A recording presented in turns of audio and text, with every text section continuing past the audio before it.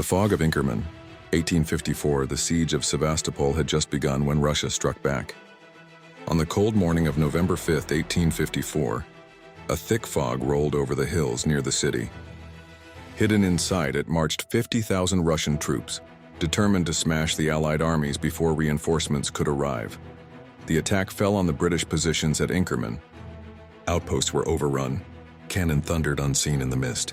British regiments, barely 8,000 men, were suddenly engulfed by a tide of Russian infantry.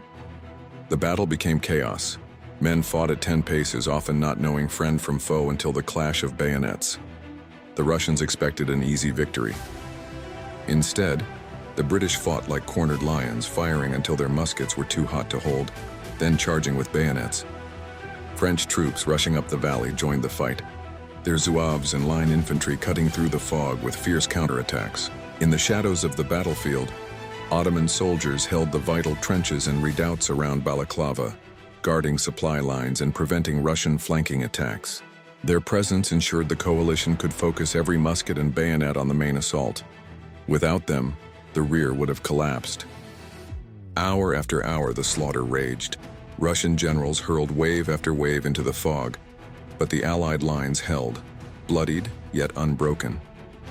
At one point, British soldiers dragged captured Russian guns with their bare hands, turning them back on the enemy. By afternoon, the fog began to lift. The Russians had lost nearly 12,000 men. Exhausted, bleeding, and stunned, they retreated back toward Sevastopol.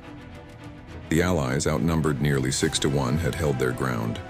Inkerman was called the soldiers' battle, for in the choking fog, command and strategy vanished.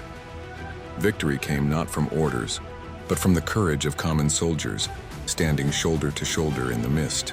The Russians had thrown their weight against the Allies and failed.